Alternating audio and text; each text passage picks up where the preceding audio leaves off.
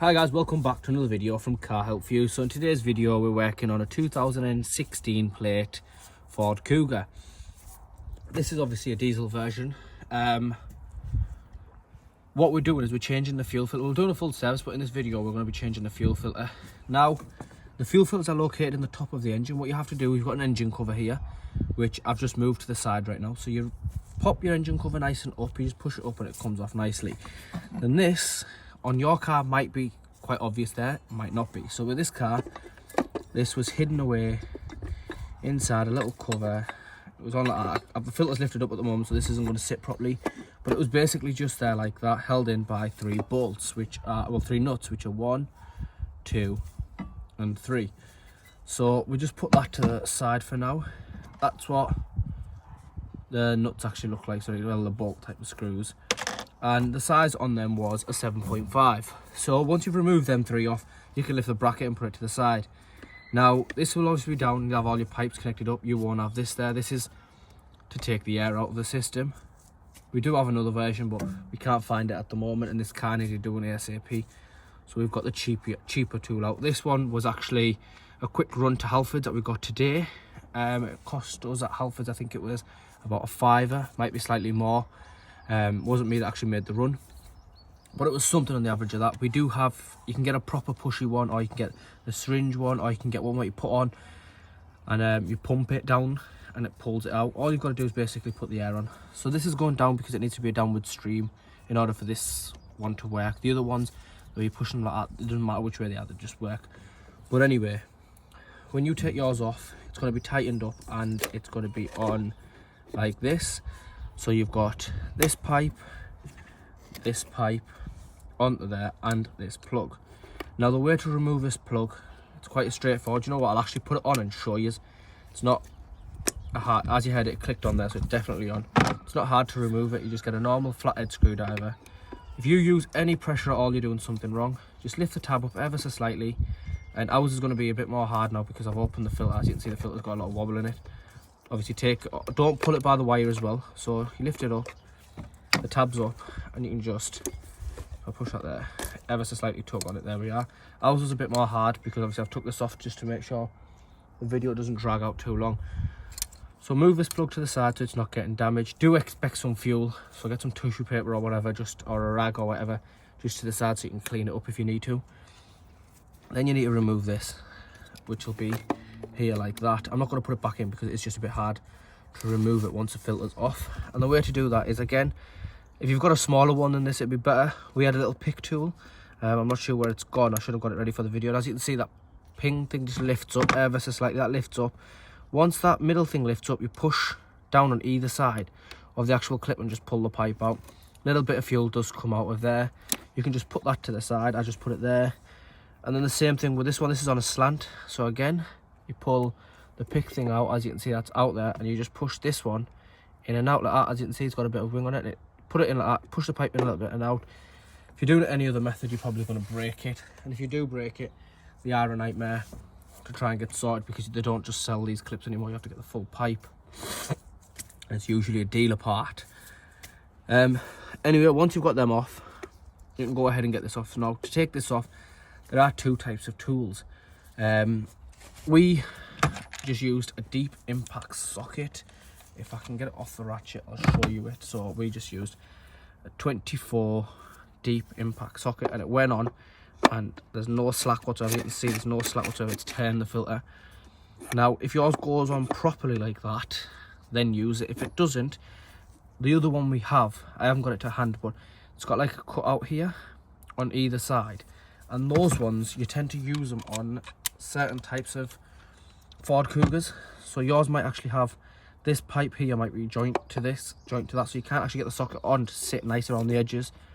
It'll only go on a certain amount. At that point, don't use a deep socket or anything similar to that, just because you're probably going to round this off, and this doesn't come with the new fuel filter. This is separate. So again, probably a dealer part or a scrapyard job, depending on where it is. With this car, even though it's a 66 plate, it's still pretty new, which means a lot of scrapyards don't tend to have stuff like this, or if they do, they won't just give you the top, they'll give you the full complete part together. So buy the proper tool. It's like a laser cut type of tool. Buy the proper one, or If it's like this, you can use a deep socket and you can get away with it. You don't need to put a high amount of pressure on it. You can, like I said, we only use a ratchet.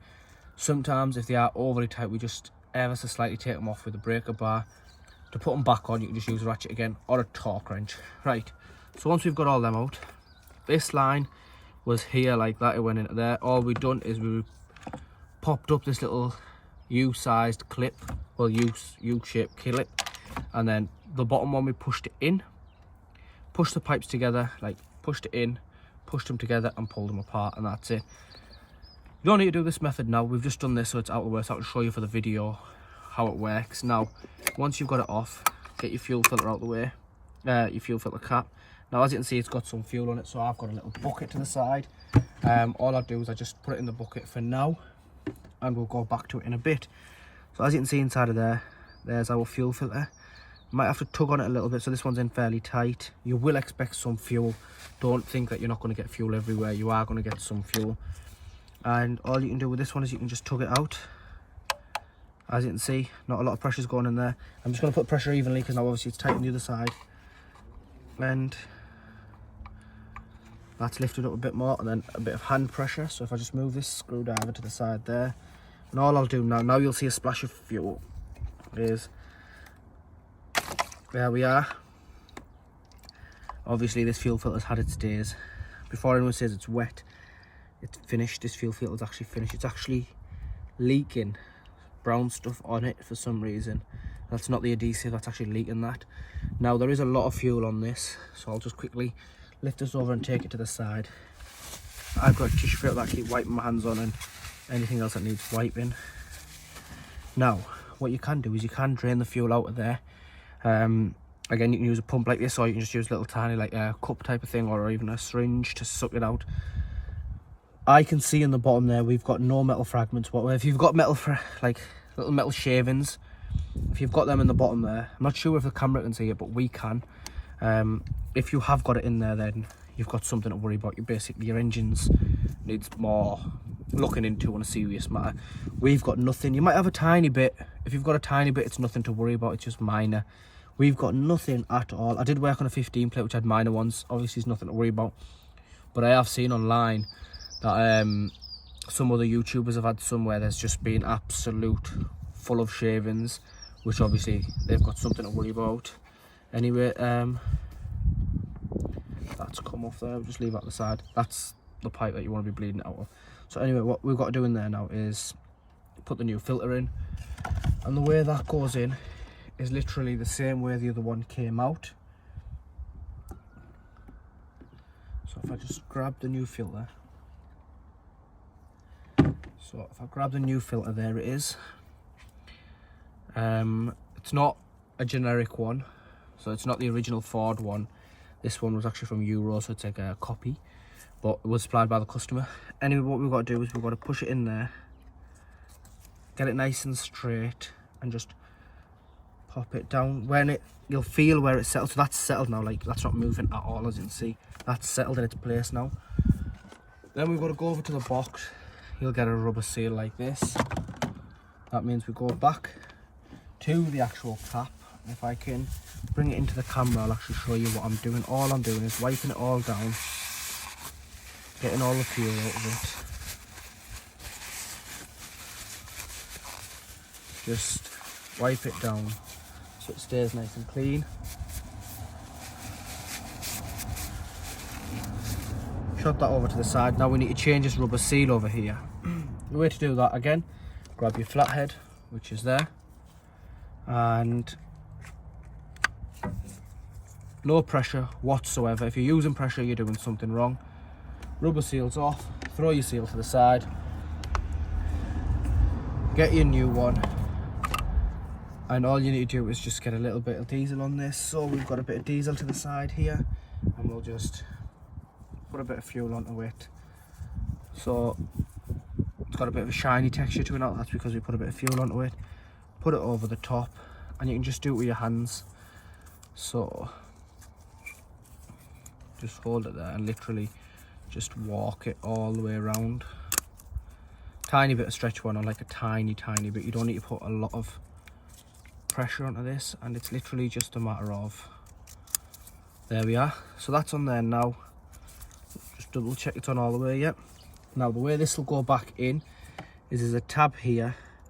There's a little, see, there's a little cut out tab there, which will need to line up with this tab at the back over there.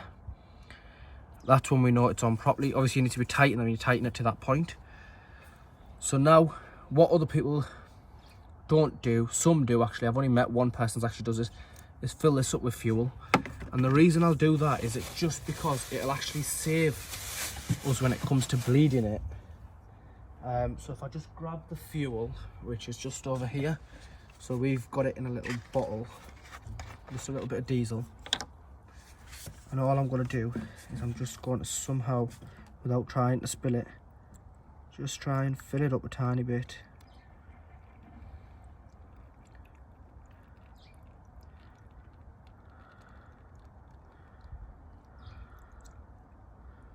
Now that's full there, as you can see, that's actually really full. Probably going to get some spill out of that now. If you can, don't go as much, obviously. With the camera being in the way, I wasn't able to see it properly, but it's not a worry, I'll clean it up. And we are going to get a tiny bit of spill. Just very gently tighten it in. So if I just get the towel, the tissue paper, sorry, and I put it there because I can see where it's spilling from. And just nice and easy. Tighten it up.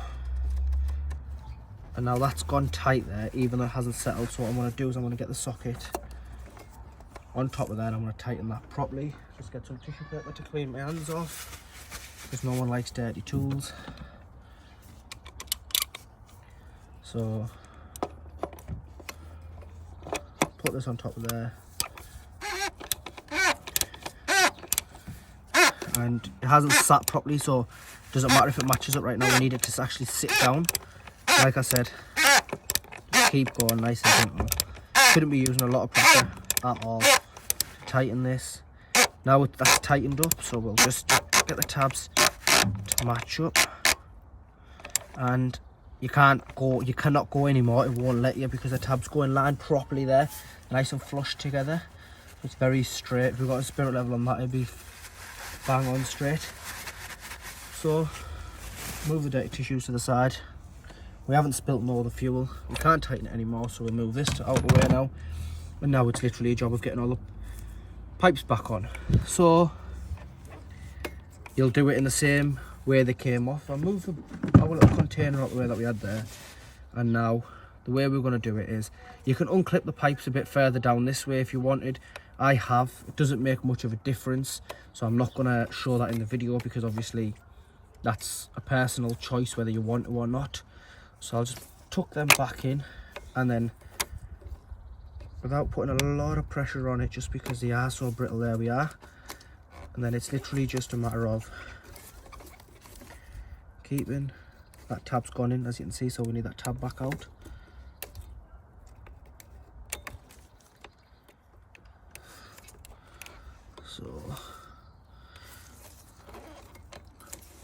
So what I'll do is, because I can't get the tab out, I'm just going to take that pipe back off again. Like I said, you want to be very, very, very gentle with these, and don't use a lot of pressure. So what happened there was, this tab went in, which is like a locking tab, and there we are. So it's back out now, and that wouldn't allow it to go in properly. So now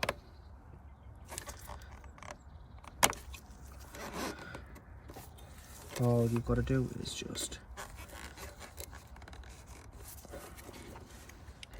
with a little bit of fidgeting, oops, so why am I not going in up? Because there's another pipe stopping us. See, you need to make sure you can see what you're doing, where you're doing it. If you wanted, I suppose you could probably, once you had it before your last tight, like your last spin, you could probably try and get it on then. But I wasn't overly fussed about that. So there we are. You have to get it lined up straight, like you see. It went on. As you can see, even we who do it all the time, we struggle. Someone tells you a job's easy, it's always a one nut away from being a nightmare.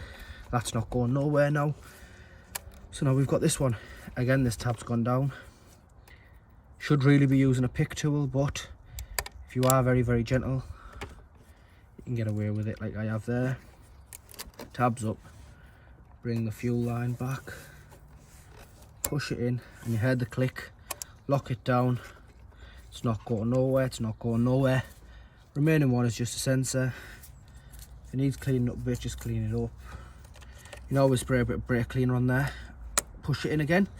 They all clicked, so that's fine. Make sure all the pipes are back where we wanted them they are. So now what I want to do, before I can actually start the engine, I will need to bleed the air out of it. This isn't a self-priming car or whatever, so we have to self-priming pump, so we have to prime it ourselves, which means bleed the air out of it. Now that takes a bit of time, so what I'm going to do, I'm going to go ahead, do it, get the car started, and then I'll talk you through how I did that, and I'll attach that video to part 2.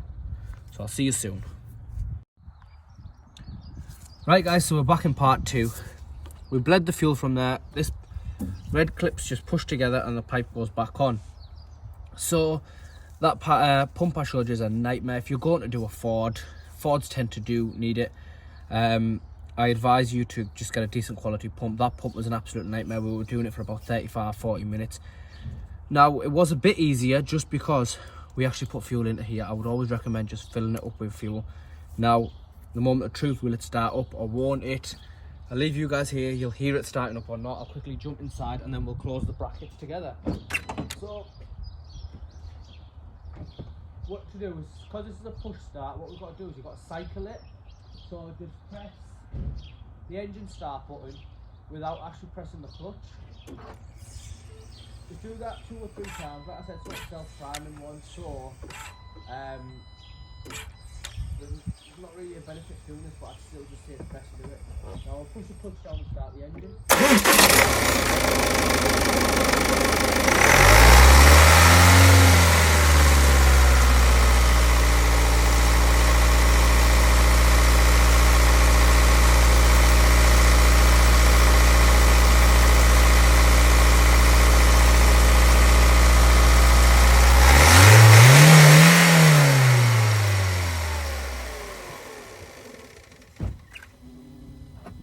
Now guys, as you could probably hear and you could see, the engine started up. So once it starts up, we got the air out of it, so there was no reason for it not to start up. But once it started up, what you need to do is just hold the revs at around 2000 RPM for about 10 to 15 seconds. For anyone that doesn't know what 2000 RPMs is, on where your rev meter is, if you're not sure what that is, so when you start your car up, one side of the needle, once the engine is running, one side will actually just go up and it'll hover just slightly below or slightly above, or sometimes bang on the number 1. Now that's number 1. If you look inside that meter as well, like that circle of where it is, it'll actually say times 1000. So that's 1000 revs. Oh, sorry, 10,000. Yeah, 1000 revs, or 2000 or 3000. So I just recommend taking the accelerator up to number 2. For anyone watching it in America, accelerator is known as gas. To you guys, now take it up to 2. Hold it there for about 15 seconds. And after you're good to go, you can let it idle for a little bit if you want. We're going to put it back together because we've got more work to do on it. Now, to put it back together, you've got this little bracket here, and the way that goes in is, it's a bit of an awkward thing. How did it? So it is just how you get it out without damaging anything. Now, how did we get it out? You don't want to be putting too much pressure on the pipes like I am there. Oh, there we are. So it goes on a certain angle, as you can see. Now we're getting stuck on that pipe there. You just got to make sure that you've got it all lined up properly.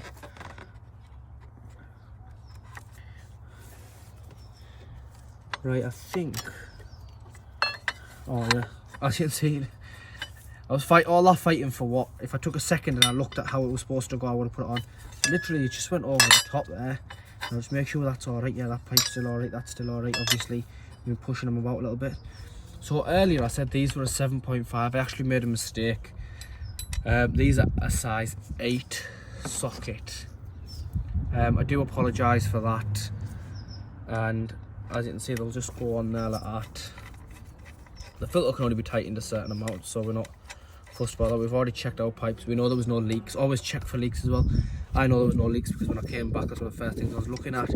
And when I was inside the car, if you couldn't hear me properly, what I was trying to shout and say was, just press the stop-start button a few times without the clutch, so the car doesn't fire up, but the fuel just gets pushed forward a little bit, because the pump will do its job and actually send fuel away, fuel forward.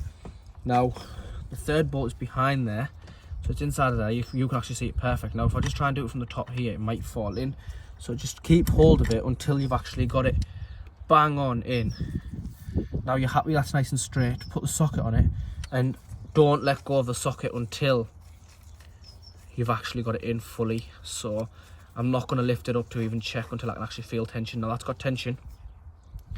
Lift it up, and we know it hasn't fallen down into the engine. We don't need to worry about this because we won't lose this. It's an 8mm. I've never heard 8mm go missing. It's a 10mm. If you don't understand that joke, it's a little inside car joke. Anyone's got 10mm sockets, they always go missing inside of engines.